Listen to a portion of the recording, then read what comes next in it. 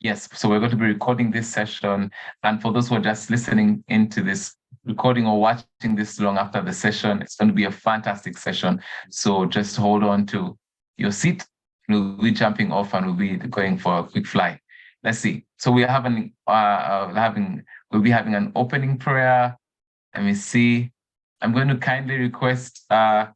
Dennis Kisilu, if you don't mind saying a prayer for us. We're in for quite a treat, so I don't want to take too much time. I want to invite Dennis Kisilu to pray for us, and then we'll jump right in. Okay, here we go. Dennis? Yeah, thank you, Sam, and good morning to all. I hope I'm audible enough. Very audible, sir. Thank you. Let's bow down and pray. Dear God, we come before you today, giving you thanks and glory for giving us our breath, our life this morning. Dear God, we thank you. We don't take it for granted that we get to do what we do every day. We thank you and we bless you. We ask you, Lord, that you may be with our trainees today. Help us, be with all of us customers. Help us understand and help us get what you're being taken through.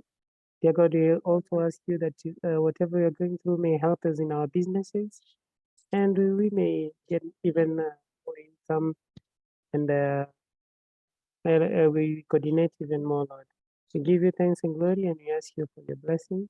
We pray this, believing and trust in the name of Jesus Christ. Amen. Amen. Please type that amen in the chat.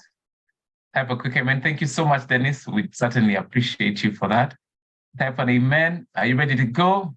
Okay. Okay, so I see lots of amens. As that comes up, I'm going to walk you through what our agenda is. It's a short one. So we'll have a welcome note from our friends at CoopBank, and then we'll have an interview chat and presentation by our guest speaker. Okay, we will have a Q&A after that. So again, as usual, you'll have a chance to ask about this idea of smart costing. What is it? How do we leverage on it? All those different things. Okay, and then we'll have a short time where we can ask any COP-related questions. So anything to do with your account, any opportunity that you've been looking at, possible partnership with the bank that you've been asking about, a query that you may be having, all those are acceptable. So we'll have a section for that at the end. Okay, so that's what, and then we'll have a call to action, and we'll get to the end of our session. So 11 to 12:30, short but sweet. If you have a question, as soon as it comes up, I'm going to encourage you, please put it in the chat or in the Q&A. What we tend to see is that the excitement builds in like the last 2 minutes, and at that time, I can't take any of your questions because we have to be very respectful for your time and make sure we end right on time. Okay, all right. So for those who are here for the very first time, or maybe the second time, and you could use a bit of a refresher on why we do this session, I want to welcome a good friend of ours who is going to be giving us our welcome notes. So Ferdinand Mwakisha, Relationship Manager, Asset Finance, CoopBank of Kenya. Ferdinand, you're welcome, sir. Very well, and many thanks, Mr. Kimera, and good morning to all our esteemed customers who have joined us this morning in our MSME webinar. If you're joining us from your office, shop, in your car, or even in your house, karibuni sana. My name is Ferdinand Mwakisha, supporting Asset Finance and IPF. I'm stepping in for my colleague, Peter Ndumia, who is away today. So as CoopBank, we are always grateful to have you every Thursday in our webinars, and we'll continue to handhold you and offer you the required financial support in terms of training and insights so as to move your business to the next level. On standby are my colleagues, Dennis Kisilu and also Joseph Kabora, ready to respond to any of the MSME business questions. Thank you very much, and back to you, Bwana Kimera. Good. Let's appreciate Ferdinand for being here today. Thank you for stepping in and getting us straight into that welcome note. If I may just add one or two things. So Ferdinand is on the COP side. If for those who may not realize, this is a collaboration between Coopbank and AMI. So I will tell you a little bit about AMI shortly, but I felt just, if I may add, we do this every week. So this is a partnership between Coopbank and AMI. We do this every week to make sure we're delivering a series of light touch online learning sessions with all our customers, okay? And like Ferdinand has said, we want to make sure that you get the value that you're looking for. Yeah, there you go. Ferdinand, please, we have missed seeing your face. Oh, now you switch on your mic and greet everyone. I think now it's like a new person altogether. Oh, sorry, you're on mute, Ferdinand. Yes, Kimera and our customers, good morning once again, and glad to have you here. Thank you very much. Very good. Okay, very good. Thank you so much, Ferdinand. I'll allow you to switch off your video if you wish to. Okay. Okay, so the main goal of these sessions is to support all you busy entrepreneurs with easy, practical yet effective tips to grow your businesses.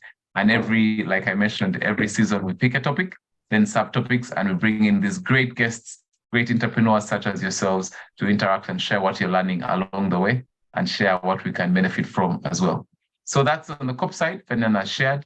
I'll just let you know a little bit about the AMI side. AMI is African Management Institute.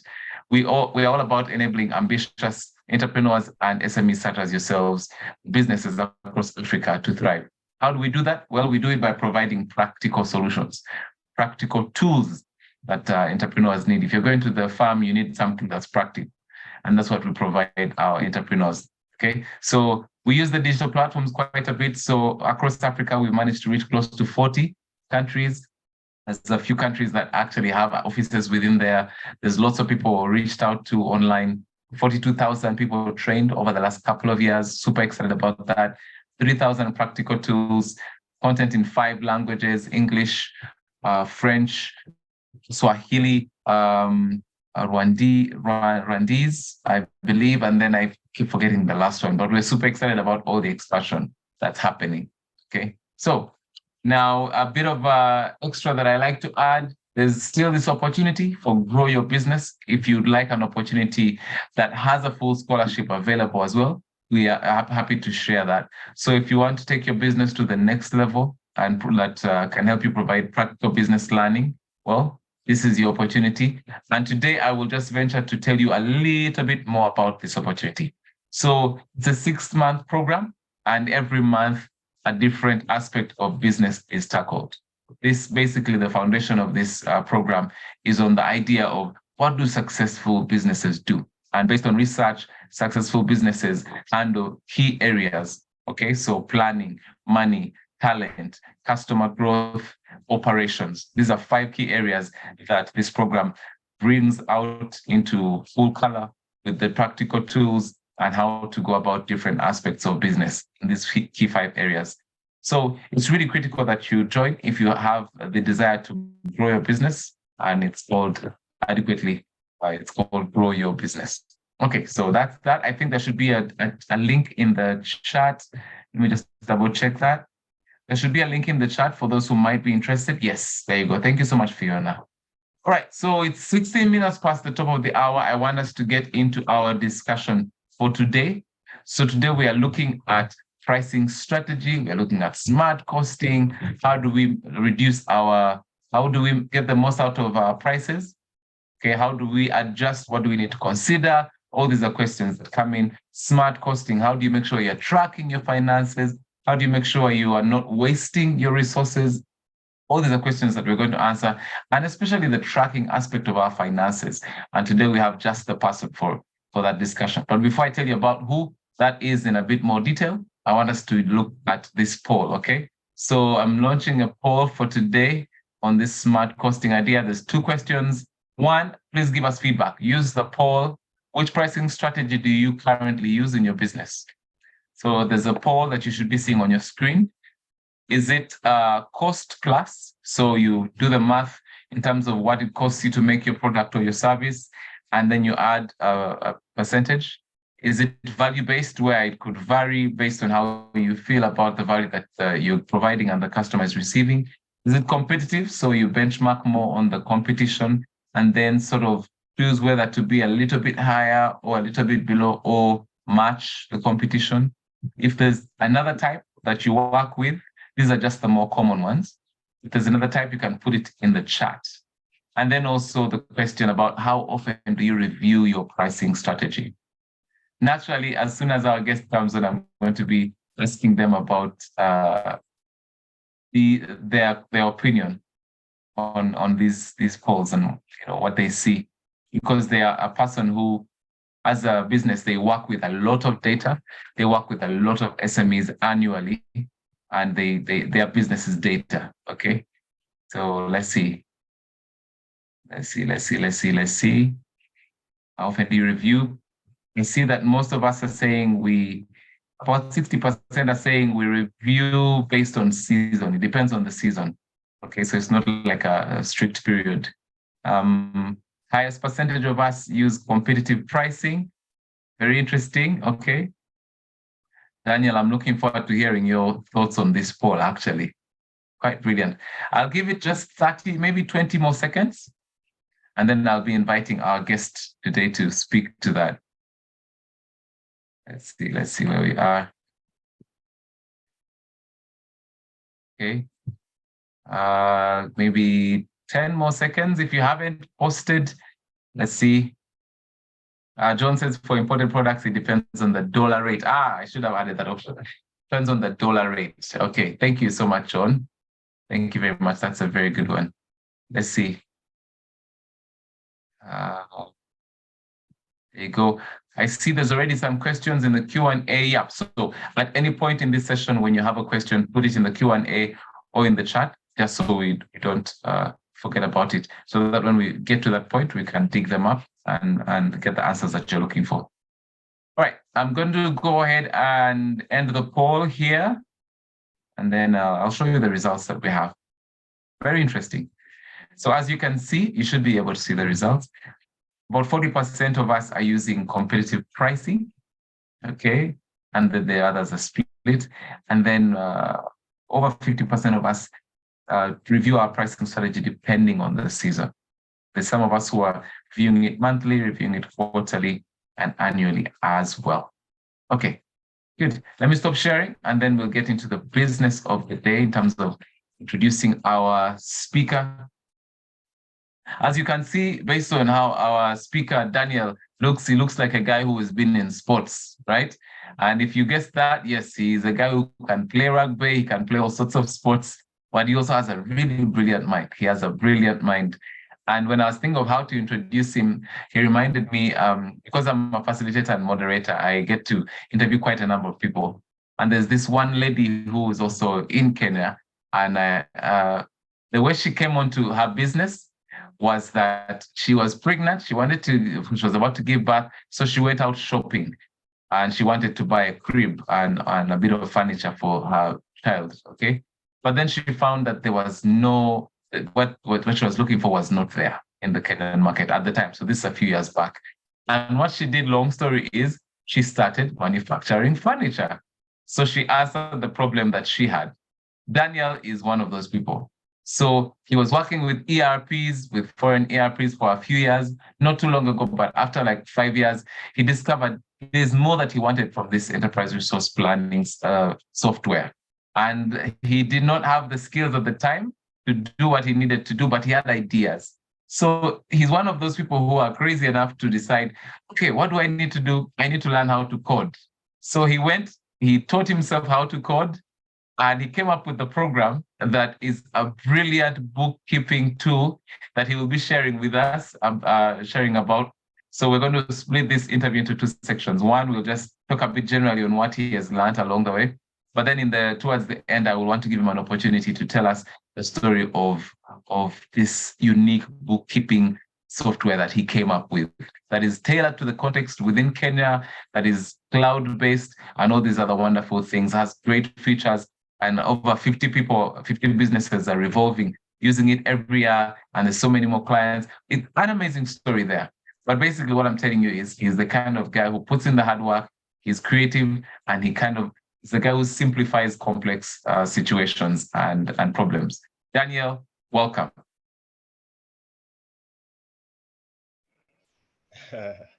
Thank you, Mr. Kimera, for that pleasant, overwhelmingly pleasant introduction. I hope I did. I'm sure I left out many things because there are so many things I'm excited to ask you about because I know you put a lot of work into Kidaftari over the COVID period. I want to ask you a ton of questions around that. But for starters, how are you doing, sir? I'm doing fine, thank you. What's exciting you in this season? Apart from watching Mandamanos,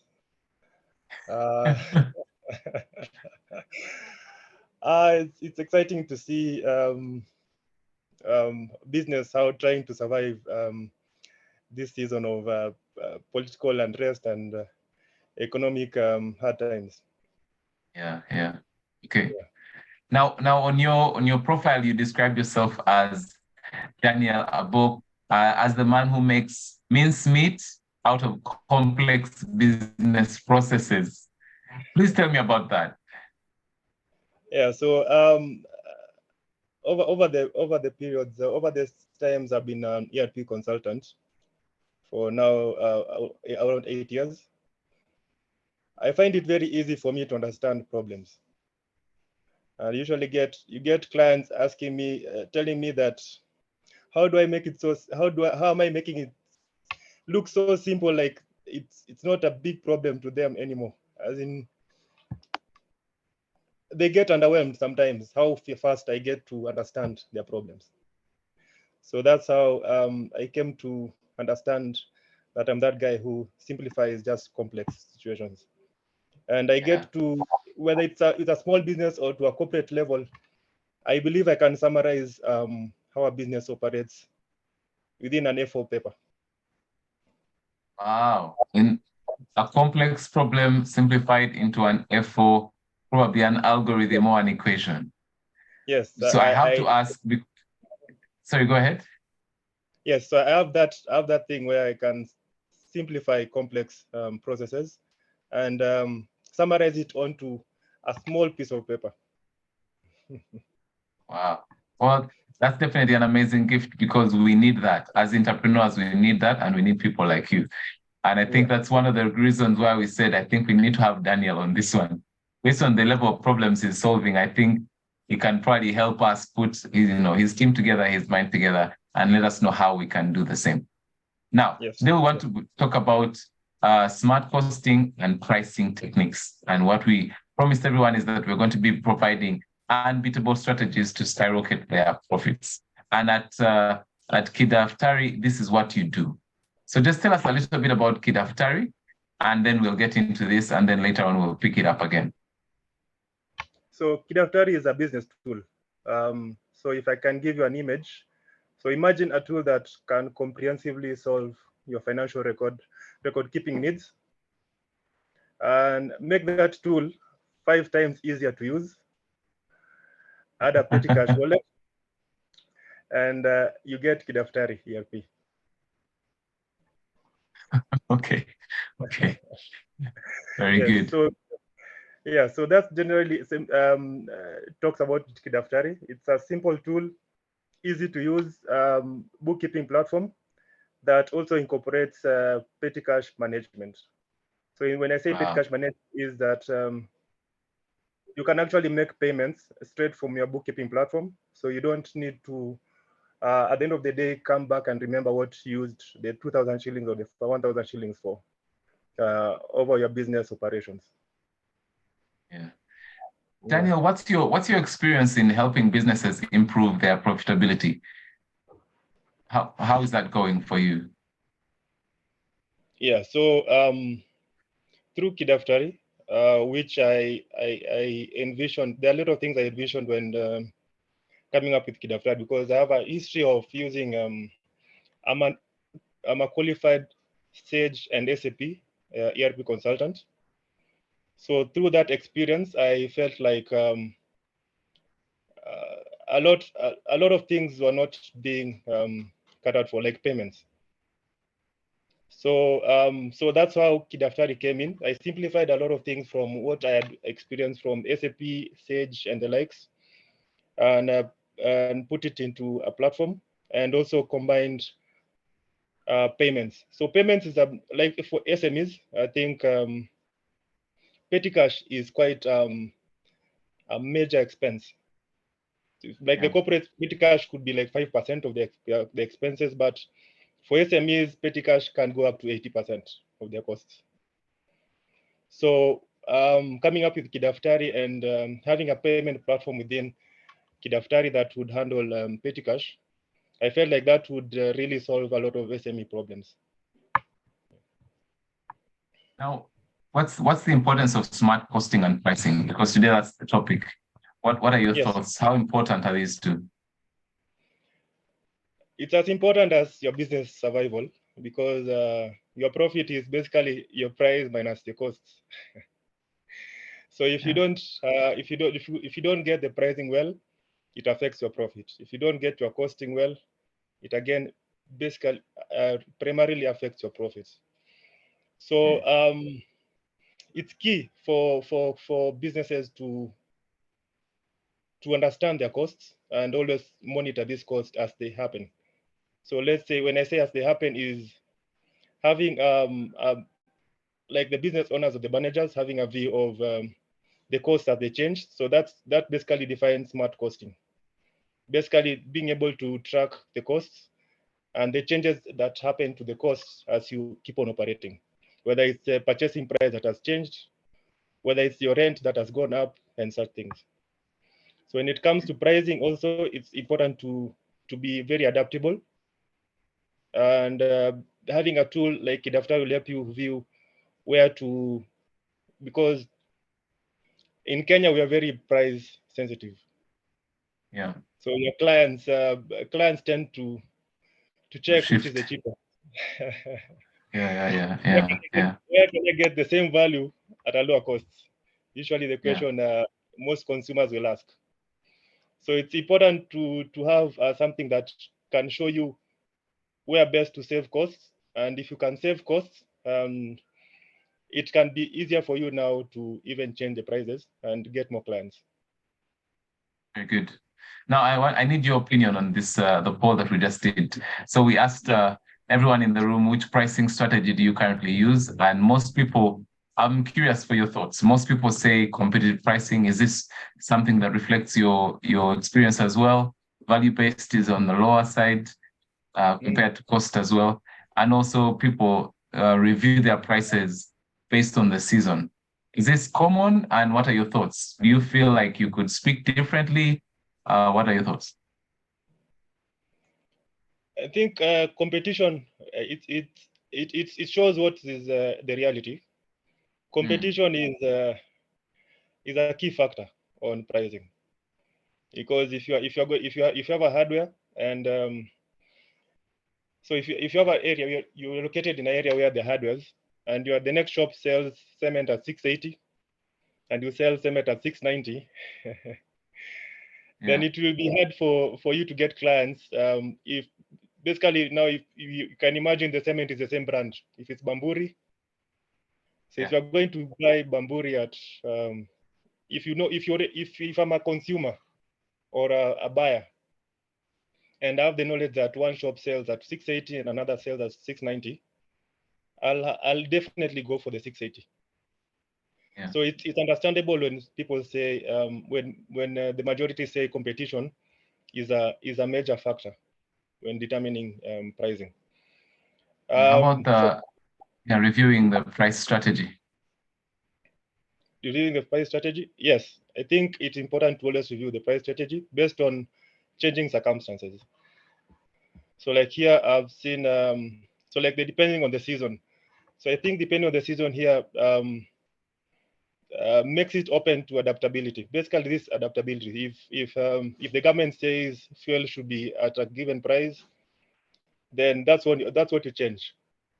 If the government, so there are various factors. I would imagine, depending on season, is meaning being flexible. So let's say if your rent goes up, then you might need to review your prices to remain afloat as a business. Good. So for the ones who do it quarterly, then that depends on their type of businesses again. Good, good. And I see some comments are coming through in the chat. So Anthony says cost plus competitors pricing. Opata says most pricing strategies are skewed towards commodities. What's your thought around that? Yeah, so cost plus, basically you don't want to put your price below your cost. Yeah, then it's not a business, yeah. So cost should be your benchmark. I would say cost should be your benchmark. So whatever cost, if you're going to buy, let's say if you're selling cement, again, if I can use that example, if you're going to buy cement from your suppliers at 590, that already tells you your cost, your price should definitely be over 590. Yeah. So then if you're going to add a certain margin, then that margin probably would rely on both basically your cost and your break-even points. So if your break-even, if you sell 1,000 bags in a month, and you add a margin of, so cost plus, I mean, margin is a margin. So let's say you're going to add a margin of let's say 100 shillings on every bag, and you sell 1,000 bags of cement. So that means your cost for the month, removing your cost for the month, let's say for the rent and for the salaries, shouldn't really go beyond 100,000. That's assuming you are only selling cement. So if you are going to put a margin of 100 shillings over every bag, and you're going to sell 1,000 bags each month, then ideally your costs for running the business shouldn't go beyond 100,000.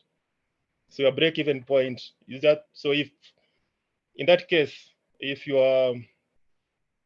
all your costs for running the business, including the salary you pay yourself, is around 80,000, then definitely you shouldn't sell below 800 bags of cement, because 800 bags now would come to 80,000 shillings. Yes, so I think that would be something that would help you determine your price regards to cost plus strategy. Okay. Now, yes, a few more questions are coming. Please keep those coming in the chat. But right now, I want to redirect Daniel a little. So, for those who may not be fully understanding, so we know costing, but now you're saying smart costing. What is smart costing, and what kind of methods go under smart costing? So, smart costing is the use of real-time data to improve the accuracy and efficiency of your costs. So when you talk about real-time data, is having whatever tool you might have that will always show you your costs, your current costs of selling an item or a service. So in this example, let's say you buy an item yesterday from your suppliers at 100 shillings. You buy 10 of them yesterday at 100 shillings. And today, the prices changed to 110. So you're going to buy 5 more today at 110. So you need a system that would already adjust based on those changing buying prices. So for if I could say an example of Kidaftari, so Kidaftari works on weighted average costing. So if you buy 10 items yesterday at 100 shillings, and you buy today 5 more at 110, then the system will realize that, assuming you have not sold any of them, so you have 15 items in your stock, 10 of which you bought at 100, and 5 of which you have bought today at 110. So with that, the system will realize that you have more items at 100. You have 10 more items at 100 cost than you have at 110. So the weighted average here means your average cost would be 102.5, because it's not simple. Average would have been 105, because 100 and the 110, if you are to do simple average, would be 105. But if you do weighted average, then there's more weight towards 100 than there is towards 110. So that's why your average cost for the product at 100, the product you're selling would be around 102.5. So this removes the need for you to always think of your margin on the go. So smart costing here, using a tool like Daftari would ensure that whenever you keep on working, whenever you keep on recording your purchases, the system automatically adjusts your cost of sale, so that when you're after selling the item, the system automatically calculates your gross profit based on the cost at 102.5 and not at 100 or at 110. Yeah. So so this, yeah, just go on. I was going to say, so the idea here is, especially for those of us who may not be able to do the quick math, the idea is that you have a tool, a digital tool that can help you do all that math and inform you on those decisions. Yes, yes. Having a digital tool that makes it easier on you, makes you concentrate, lets you concentrate on the business while it works, while it handles the costing part. So how would you say, because all of us are running businesses and we're always asking the question of how do we identify and also eliminate these unnecessary costs, improve our bottom line? How does this tool help us? How does any tool, in tracking, help us to identify and then eliminate? Okay, so so again, I'll be referring, I'll be biased on Kidaftari for obvious reasons. Okay. So yes, so like in Kidaftari, there are various ways to look at your costs, and the advantage of using a tool, any bookkeeping tool, is that you have a view, usually a bookkeeping tool that attaches on your activities, business activities. So when you're going to purchase, if you're going to purchase, you're going to record it immediately on your system. If you're going to post your expenses, you're going to post it directly on your system as it happens. That way you have real-time data regards to your costs.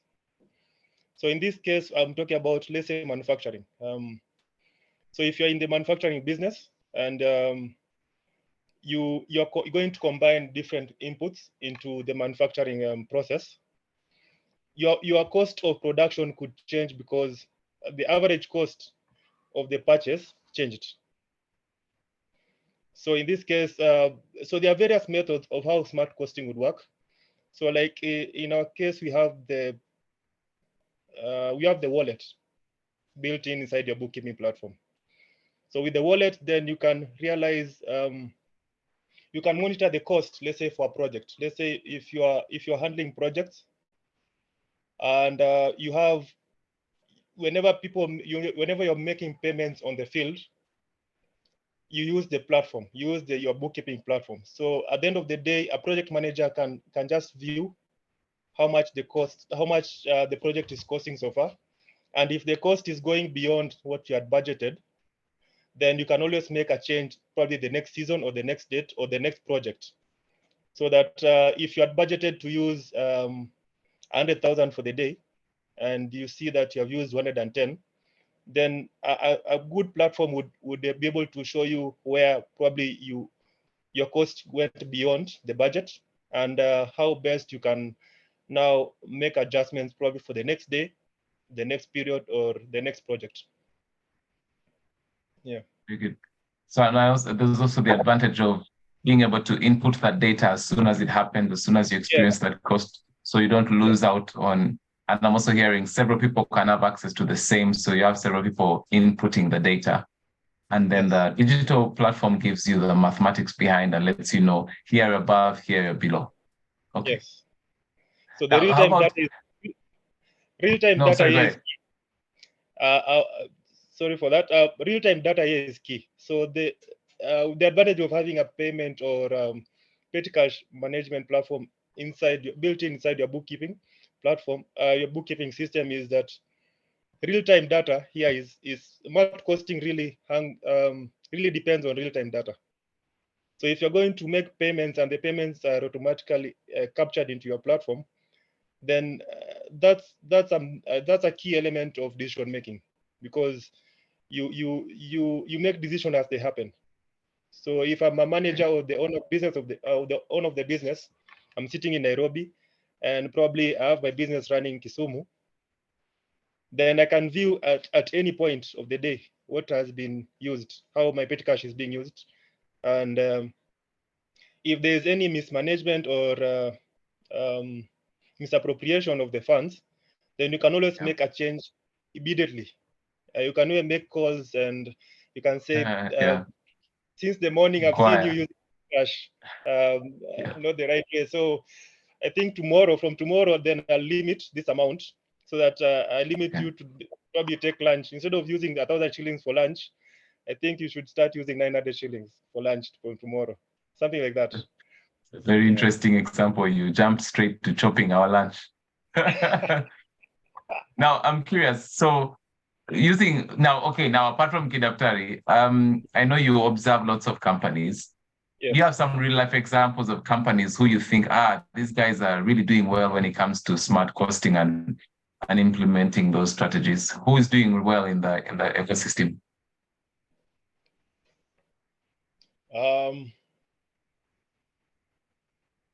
I would say there's a company called Wagana who are distributors, D-Lite distributors in Western Province. For them, they are using they're using a tool, the bookkeeping tool, to manage their. So it was a problem for them before using this tool, for them to manage what their costs were and what were costs were in regards to the petty cash. Now, I'm again going back to an example from a testimonial from ourselves. So, like Wagana, there was a problem for them handling what the accountant was using the petty cash for.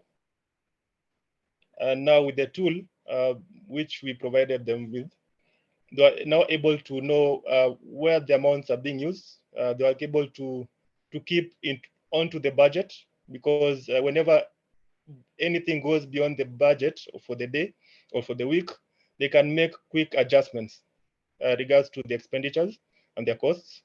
Also, this with the advantage of getting such a tool, they are able to also reduce the costs, the cost of the selling price of their solar items, because Wagana is a D-Lite distributor in Kisumu. So the solar items they are selling, they are able to adjust their costs, because the selling price now is set by D-Lite themselves. But now, if they're able to reduce the costs, then they have a bigger margin when you compare their cost to their sales. So using a tool like using a business tool, like the bookkeeping tool that they're able to employ, they're able to reduce their costs quite significantly, and also see where best to if in regards to staff, where best to reduce their staff or to employ a staff that understands better the tool. Yeah. Okay. Well, thank you very much for that response. Now, I'd like us to turn our attention to pricing. So today we're talking about costing and pricing.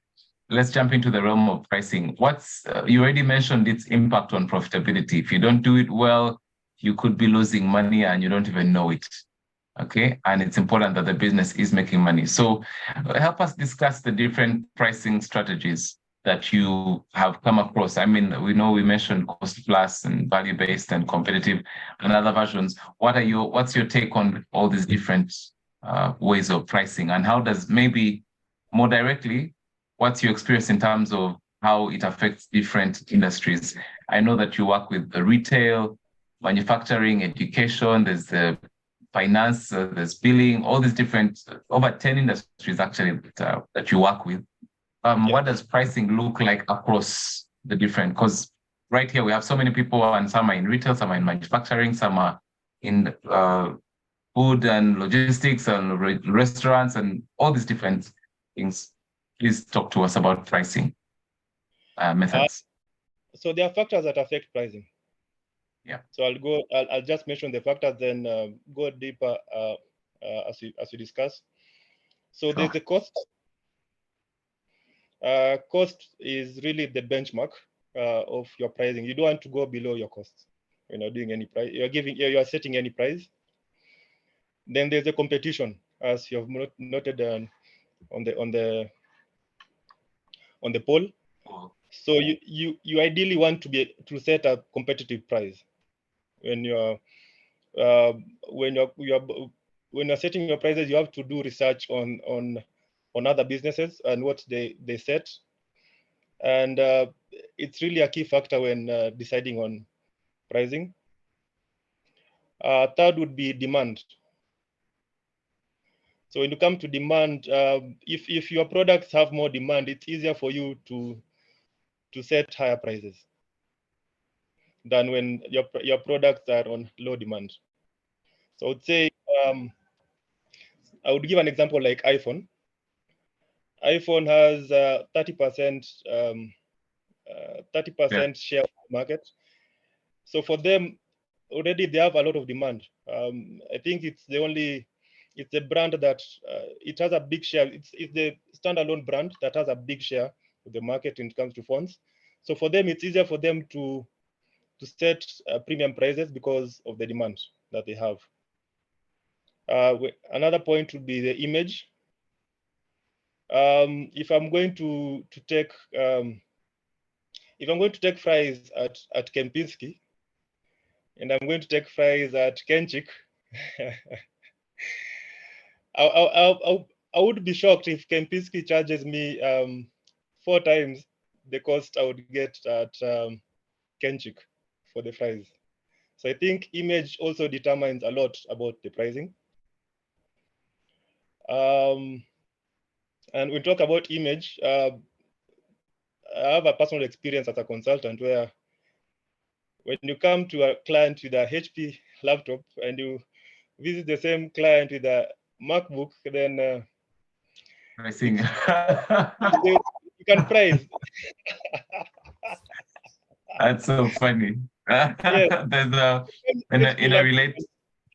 in a related example, someone said if you're going for, this is it's related to brand and imaging. It said if you're going for an interview, you need to drive a certain kind of car. Then you can negotiate better on salary. If you just come in alone, I don't know how well it works, but I see that you've tried the MacBook argument. Yes. Okay. In reality, in regards to pricing, people first impression is important. So if you're going to for me in the business as a consultant, image is important. If you go and give a certain price, and if you go to the MacBook and give a certain price, it's usually different. It even if you know about it, it always works like that. No, it always works. That's a reality. So that's something on image.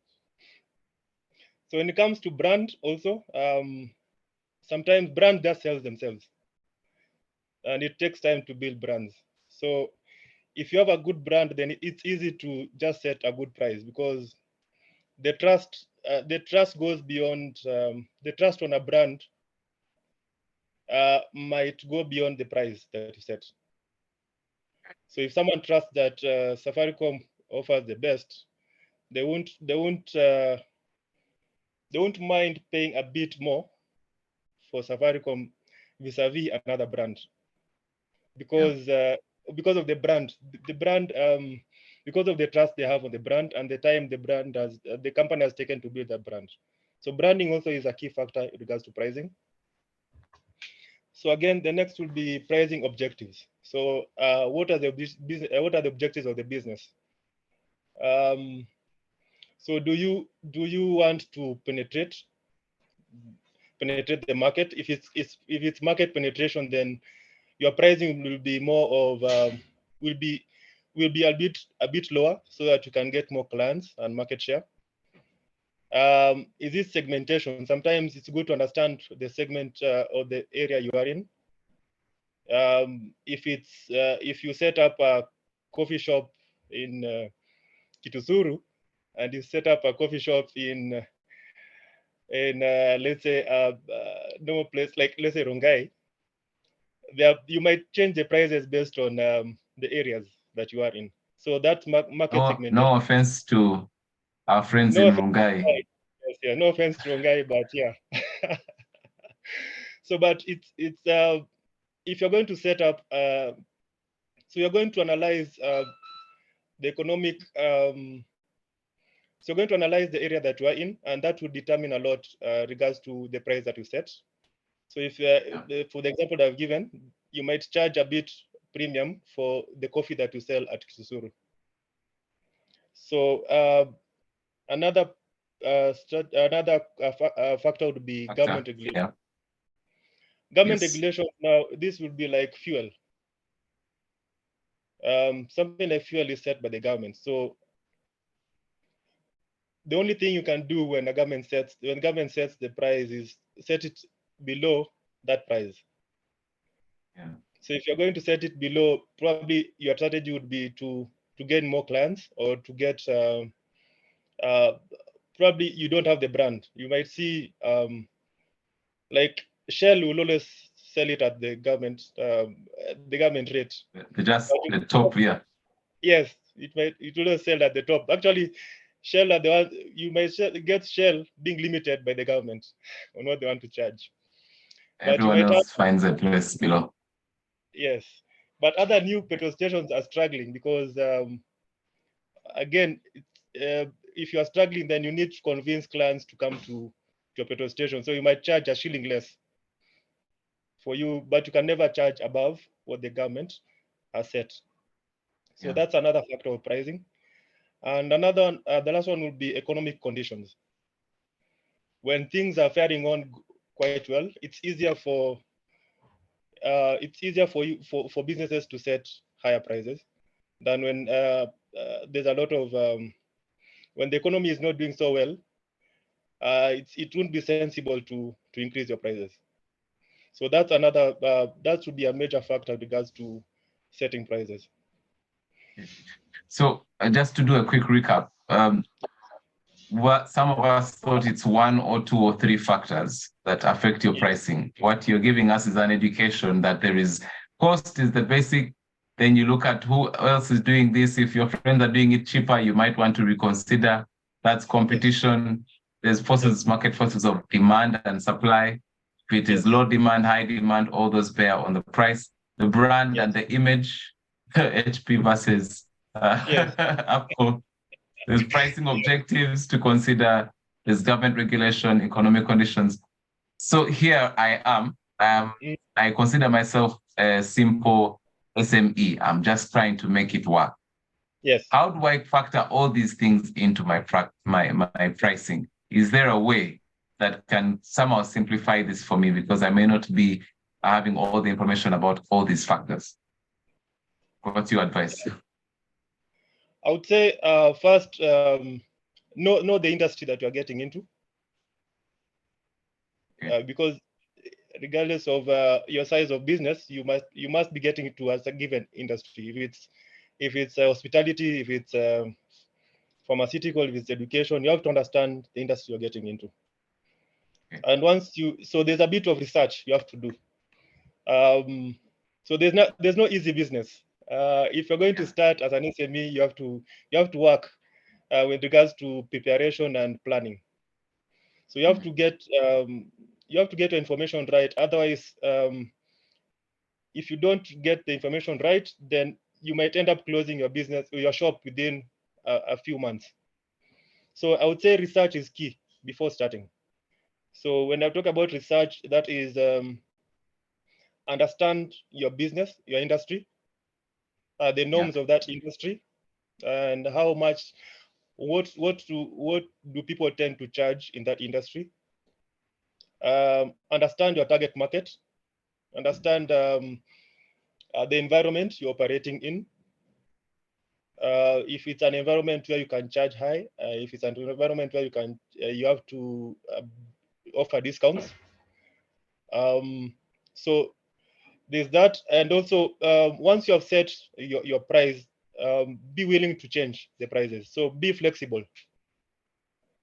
Be flexible and willing to adapt to changes. So if you find a way of lowering your expenses, then that makes it easier for you to be more competitive price-wise. If you find a way of if you get clients who are willing to pay higher, then adjust to the situation. So I would say do a lot of research on the industry, understand your target market, and be flexible to make changes whenever reasonable. So I hear 2 or 3 very key factors. Knowledge is key. If you're going to be running a business, it's really important to know, because even if we say you should always put your price above cost, if you don't know your cost, then whatever price you put, you may be a best guess. If you don't know what other people are selling your item at, then you're not going to make a great decision. If you don't know what's happening in your economic condition and so on and so forth, the key is to have knowledge. So do the work because you're an entrepreneur. Yes, you have to do the work. Easy business. Sorry? There's no easy business. I don't believe there's easy business. I think as an entrepreneur, you have to be ready for the hard work. You have to be ready for the hard work. Ladies and gentlemen, if you agree with Daniel Abok that if you're an entrepreneur, you have to be ready for the hard work, please clap. I'm pausing to make sure that we're on the same page. Are we in agreement? I know sometimes it's hard because sometimes, especially in a world where there's so much change, just when I've learned one thing, then all of a sudden I have to learn another one. I thought there were 3 factors that affect my pricing. Daniel is telling me, no, actually there are 10, and you need to add the government on top of that. Shell can do what it wants, but we don't have that liberty. We are not yet at that level, and all these different factors. So I see lots of people agreeing. Again, I want to remind you, yes, Catherine says through hard work. So let me see, just read a few comments, and then I'll turn my attention to Kidaftari as an ERP. So Patrick says the level of service you provide determines the type of customers you will attract and what they are willing to pay. Very good, very good. Thank you so much, Patrick. I thought of adding in a story here. There's a clip I saw recently, much to what Patrick is saying. It said, if you charge, it's most of us, especially when it comes to market penetration, want to get a certain level of market share. So we feel if we price really low, the lowest, then we will get market share. And yes, we may get market share. But if you price really low, then you'll get a really low paying client. And I knew that, but what I didn't know was the next thing this person said. He said, when you get a really low paying client, then you attract a really low paying community. And that's what scared me. I said, yeah, you people, I'm happy to have a few low paying clients, but I don't want a community. And then they said, the moment you say I'm going to adjust my prices upwards a bit, then the whole community gangs up and says, that's not what we signed up for, we are leaving, or then it disrupts. So be very mindful about considering your prices. But now I want to turn my attention to this innovation that Daniel and his team came up with. A bit of a recap. I want you to look at the screen. I will also be showing you a short clip of what this product can do. But if you go to your browser, I think we'll get a link in the chat that says kidaftari.com, I believe. This is what the website looks like, and it's a business growth tool. It says committed to your success, and it's a bookkeeping and payment software. We've just said knowledge is key, you need to know. So if you don't know, then you can't make decisions. And this is what bookkeeping helps us to do. So today we wanted to spotlight Kidaftari as an ERP and also ask our friend Daniel about it. There's a whole story about it. It started in mid-2019 after 5 years of using all these other different Sage and all its cousins. And then you did all the hard work like a good entrepreneur and you came up with this tool. Let me ask, this is around COVID time. What was the thing you are responding to? So I went into consultancy in late 2016. So straight from internship, I was an intern at Sage Business Partner. So straight from internship, I realized that talent where I make mincemeat out of complex business situations. Yeah. So when I realized that, I started my own consultancy, Danok Solutions. And you can imagine straight from internship, starting your own consultancy. So the challenge already there. Very courageous, sir. Yeah, so I'm that kind of guy who takes those bold initiatives, and stick it through. So towards 2019, you solve so much problems for clients you no longer have clients.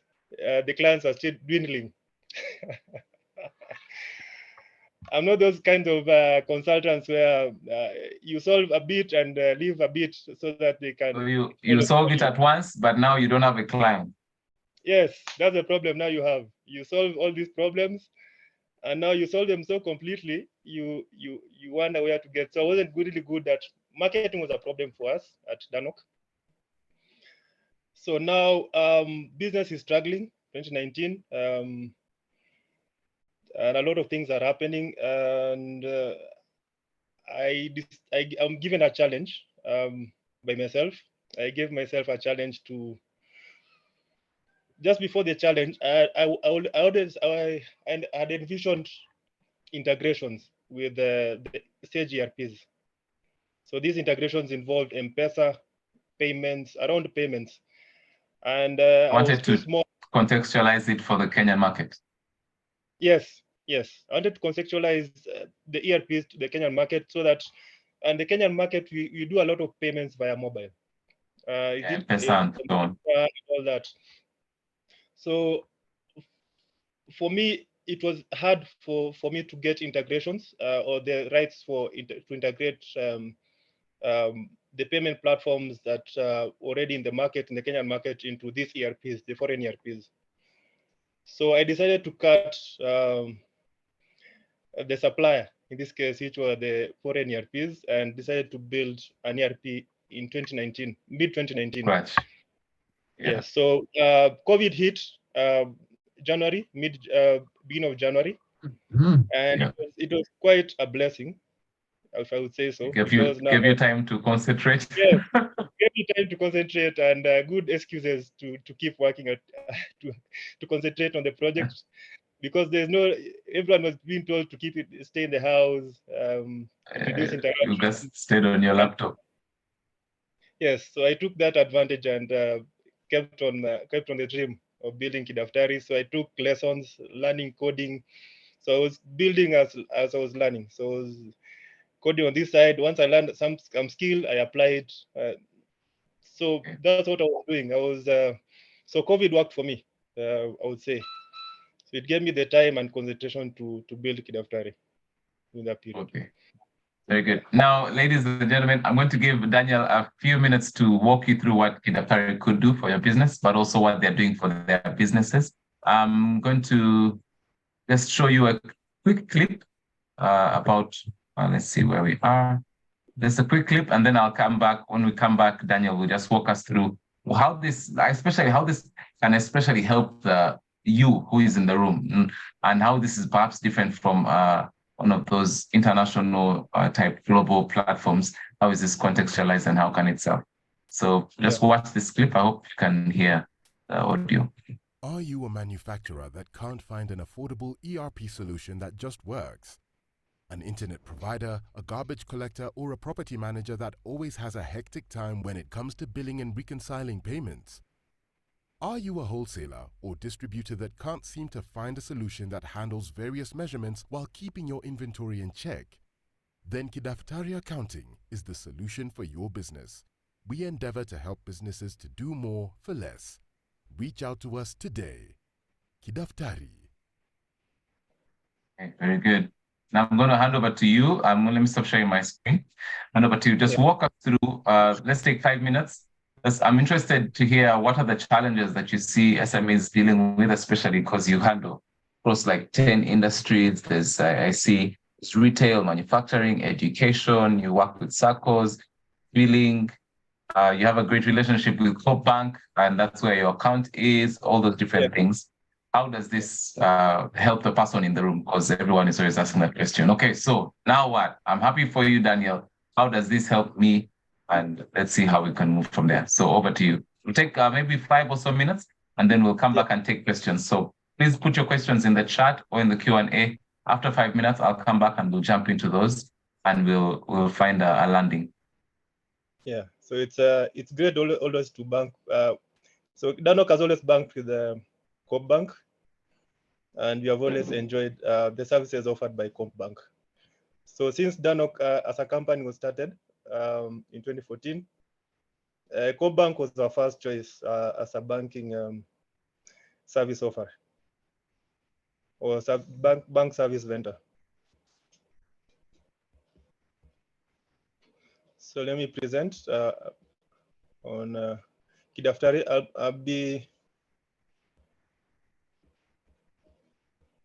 I'll be directed on the costing. I hope you can see my screen. Yes. Yes. So I have a So what few are we products. looking at? Just talk us through what, yeah. Yes. So there are various parts of the platform. So I've already logged in and set up a few items. Yeah, just to make this short. So there are various sectors, various menu items. So you have sales items, purchases, banking, Kilipo, which is the inbuilt wallet. There's expenses. There's a players, but you can assume this for now. There's a Circle module, the accounts where you can handle your journals and the reports, settings, and where you can go back to. So if you press this, you'll go back to where you can choose various companies that you relate with. So under Kidaftari, you can manage more than one business in this case. So when you click on the name of the business, you get a dashboard, which you can use to view the sales, let's say week by week, or you can also switch this to month. So let me go back to the items and related to costing. So like the C sales item, I created this sales item, and as you can see here, we bought it we bought the item last at 125 shillings, and the average cost is 125. Something worth mentioning is that when you're doing costing, it is key to always remove the VAT component of that cost. So if I'm going to buy this item, I'm going to go to purchases, transaction, supplier invoice, add an invoice. So let's say I'm going to use cash to buy this item. So the item is 145, as you've seen, but the exclusive amount is 125. So that's something also it's key to understand when it comes to finances, that when you're doing your costs and you're doing VATs, your cost of production or your cost of the cost of sale won't include the VAT part. So right now, if I'm going to buy this item using VAT, then for me to have a value of 125 in stock, I have to buy, the item will be bought at 145, inclusive of VAT. So let's say I buy 10 of these, and instead of using 145, I use, say, 29. So I add 174. So let's say I buy it at 174, meaning my cost is no longer 125, but 150. So if I do that and buy this at a different price now, so just like that, I've recorded the sale, the purchase rather. So if I go back to the item, the sale item, you realize that our average cost has now changed to 133.33. And our last purchase cost was 150. And this 150, remember, we bought the item at around 174. But the 74, the 24, the part 24 shillings will go to the VAT account. That would reduce your VAT payable, or your VAT payable account, meaning you've already paid the government through the purchase of this item. Now, if you go and sell this item, and sales invoice, add a new invoice, and choose that item. Let's say you sell 5 of these, and on the price, let's say you try to change this price to something less. So the system would Kidaftari will warn you that the cost of this item is 133.33. So it will ask you to kindly check your price. So this is another thing which a tool like Kidaftari would help. It will keep you on check so that you at least don't sell below your cost. So it has warned me about that. So I wanted to show you about that tool. how Kidaftari will help you regards to making sure you don't sell at least below your cost. As you can see here, the exclusive amount is 186 or 862. I would change this date just for, let's say I'm selling on the 26th. So if I add that, so that's already, I've recorded the sale. So if I go to my reports and do a P&L, let's say for yesterday when I did the sale, you see that my sales is 862. Remember, it was 1,000, but in accounting, the VAT part goes to the VAT account. So 1,000 minus 862 is around 138. So the 138 is taken to your VAT account as to increase your VAT payable account. So you're supposed to remit the 138 to the government. As you can see here, the cost of sale is 667, which comes from the value of the item, which was 133.33. So there's that flexibility when it comes to this with regards to the retail part. I would show you another thing when it comes to manufacturing. We have something called templates. So I already made a template here for manufacturing. So for you to manufacture this finished item called, which has a code of FIN 001, and as a byproduct of BYP01. So the cost of, you can see the inputs here, the 2 liter. So use 2 liters of input 1 kg of input 2 to make 1 kg of this manufacturing item. And you can see here, the 2 liters of input 1 is 100 shillings. And the 1 kg of input 2 is 200. So Kidaftari is able to show you a cost of production would be 400 shillings. And since you have a byproduct and you put the byproduct takes 10% of this total cost. So you see the total cost for the byproduct would be 40. So with Kidaftari, then it can show you your estimated cost of production. Whenever you're going to produce, having a template, it can show you the cost of producing this product as at now. So say the input, let's say this input 1 changes costs. Let's say you no longer buy it at 100 and you buy the input 1 instead of 145, which gives you a cost of 125. So it was 100, so this is okay. Let's say you buy it now at, so let me just use 174 again. So when you buy it at 150, the last cost was 100. If you, let's say you buy 10 of these, let me just say even 50 of this. If you go back to the template, it will show you what your cost would look like right now. So you see now the cost of production has changed to 450 from 400 because your input for the 2 liters, which is for the input, so your input cost has gone to 125. So if your input cost has moved from 100 to 125, now your cost of production has gone to 450. So with that, then you can make a decision based on the changing circumstances, like you're saying, changing seasons. Then if now my cost of production have gone up by 50 shillings per item, now it is upon your decision now to decide whether to, and your selling price here is 500 inclusive of VAT. So with that information, you can decide whether to increase the 50 shillings onto the inclusive price or find a way of reducing your expenses so that you can absorb the 50 shillings, which has the 50 shillings increase. I think with that, then I've given a rough overview of Kidaftari and how it should manage your costs. Now, there was a question in the chat. Someone is asking, so this seems like a product-based. Do you have some clients who are more consultancy service-based? Yes. It can handle service quite well.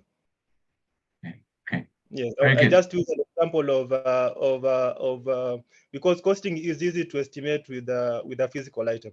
That's why I used in the example I used physical items. Okay. Okay. Yeah. Very good. All right. So let's take let's see what the time is. I want to take about 5 or so minutes. Today, I just want to also let you know that Hope Bank was very kind. It said, you know what, this is a great tool that would be useful to show our customers, especially when we are dealing with all these challenges with tracking our finances and things like that. And instead of just talking in general terms, they wanted us to see a practical tool. And one of our COP members here, Daniel, who has always been also on this session, has the Yes. product for that. So that's why they decided we're not going to take extra time. Let's have Daniel to show his product. So a bit of a round of applause for COP Bank as well for caring so much about this. Let's give them a round of applause if you can. Kindly do that. I see one. I'm going to wait for a few more. And now, as those claps go up, I want us to take some quick questions. Okay. Gladys was asking about service-based like consultancy. Yes. Haga is asking. So now we're going to do a quick fire, Daniel. I know you are very detailed, but I also know that you like to simplify things. So I'm going to leverage on that. Haga is asking, what's the compared to because other people are using QuickBooks and others, which are cheaper and perhaps efficient for them.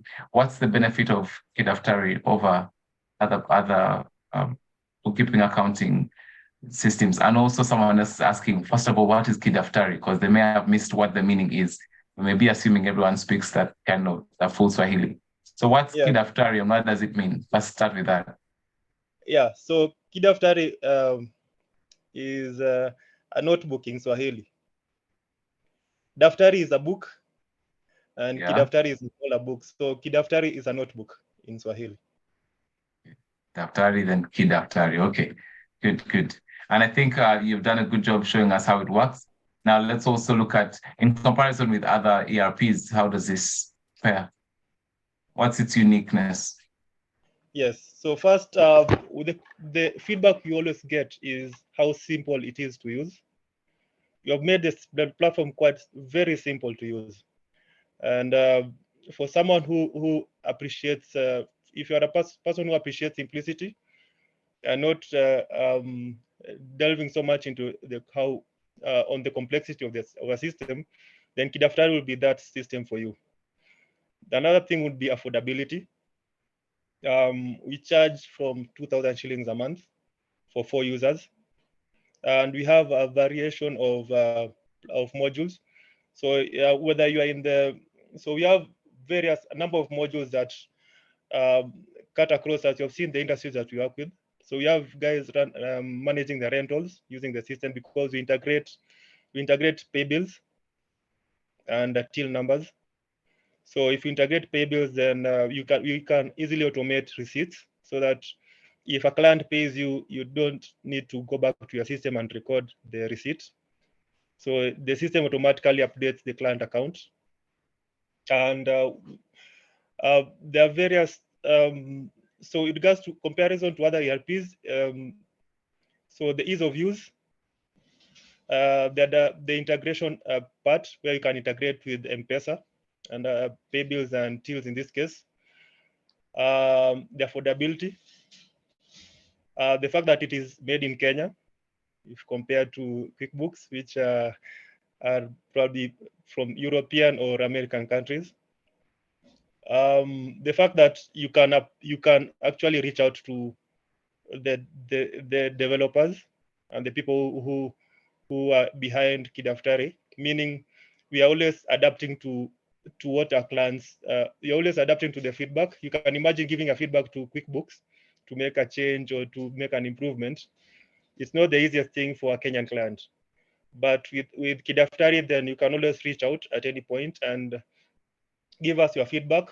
Actually, what the Kidaftari right now, the kind of system we have right now is a lot. You have learned a lot from our clients. There's what we thought could work, and there's what we say iko ground, what the ground says. Yeah. Yes. Adapting to the ground, meaning you using Kidaftari means we are adaptive. You are working in this platform that is adaptive to the environment and to our clients. Another thing I would say is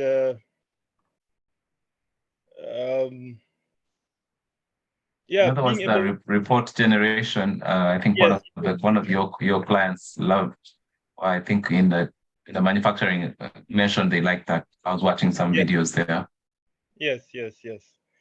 So our reporting also, again, it's one of those things we keep adapting to our clients. So if our clients ask us for, I can just show you.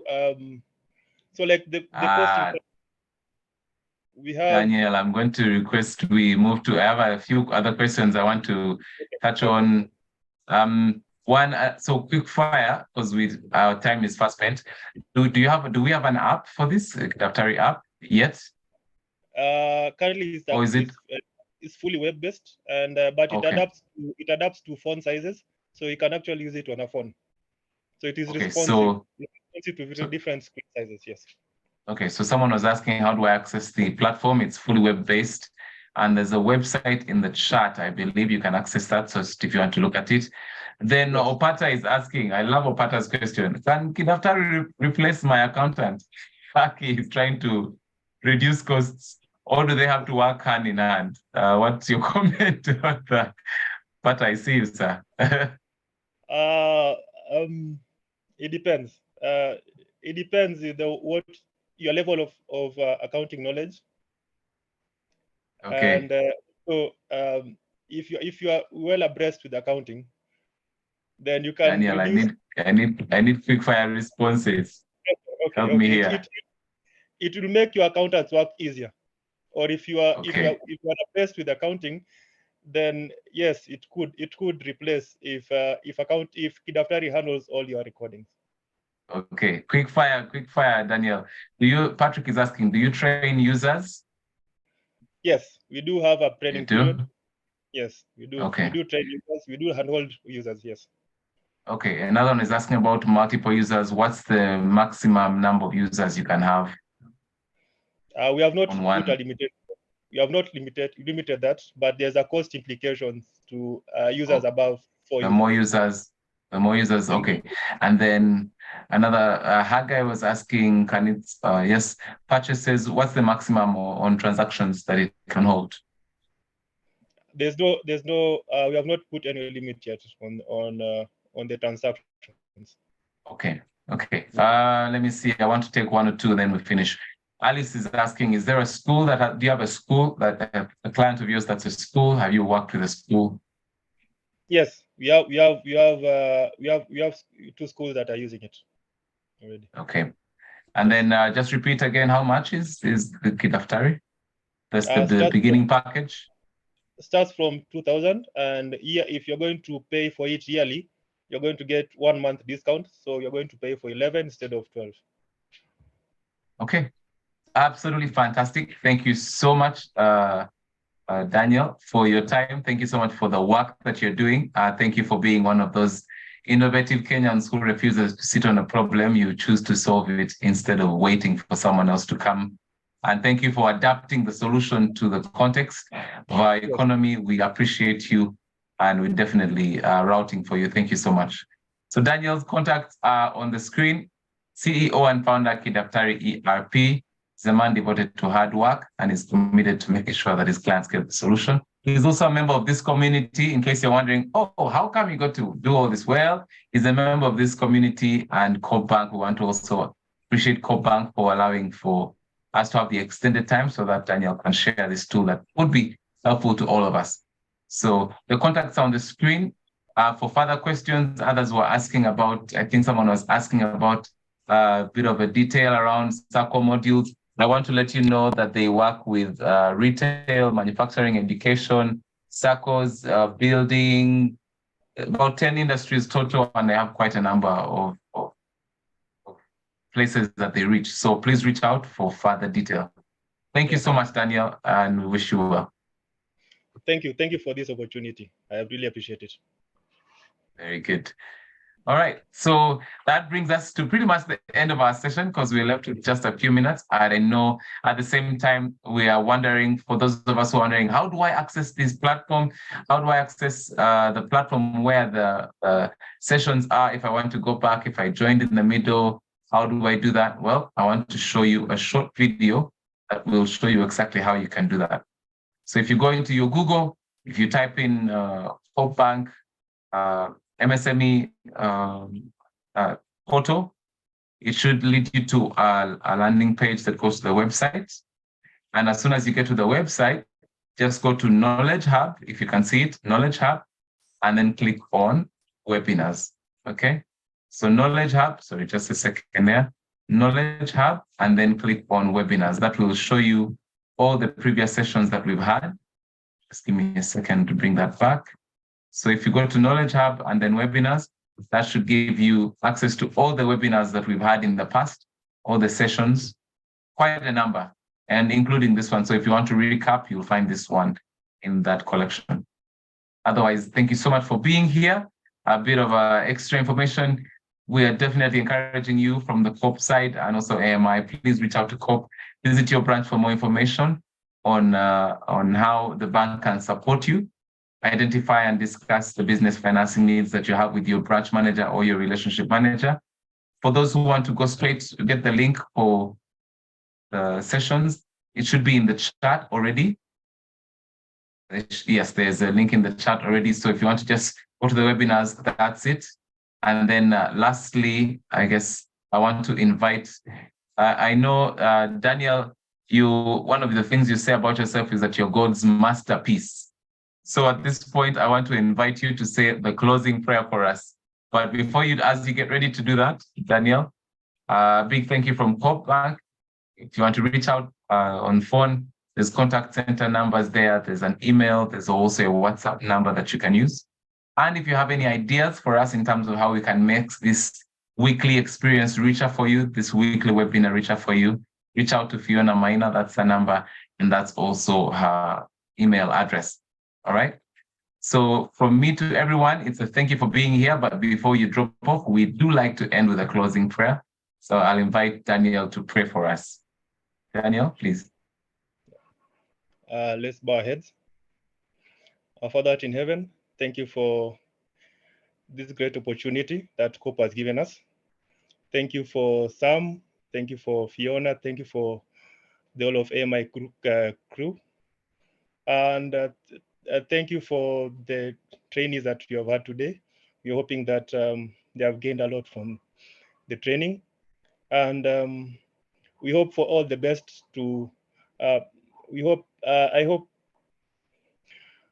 that you will keep on blessing our businesses, even as you go through these hard economic times.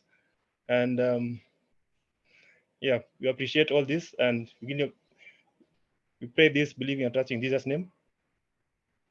Man, thank you so much. God bless you, everyone. Thank you for being here today. Looking forward to seeing you next Thursday, 11 to 12:30, just like today. And we'll be continuing our conversation there. Thank you and God bless.